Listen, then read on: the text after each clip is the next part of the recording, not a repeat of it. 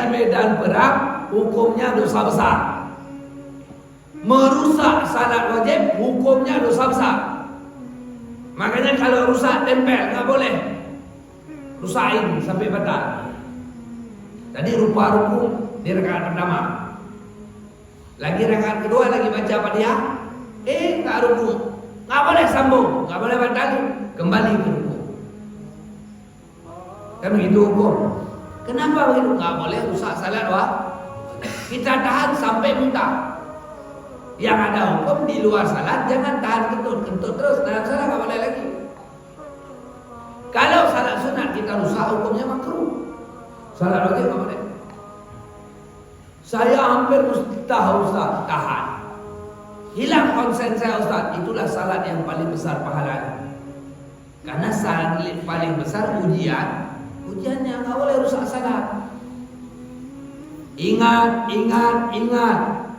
Dalil referensi baca.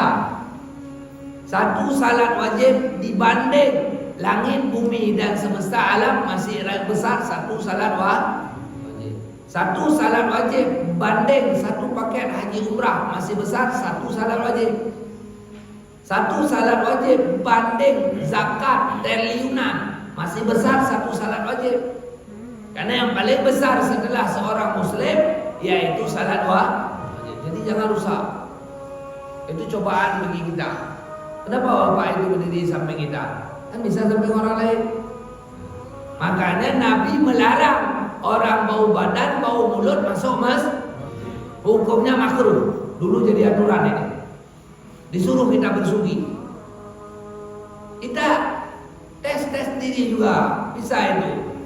Pemeriksaan pas mau masuk masjid. Angin keluar. Dari reksional. Tidak mau badan berdiri samping orang. Bapak mulai kan masalah. Sunnah dalam Islam bersugi, wangi, tercela dalam Islam mengganggu orang lain. Kalau kita geng ada orang bau itu suruh keluar orang.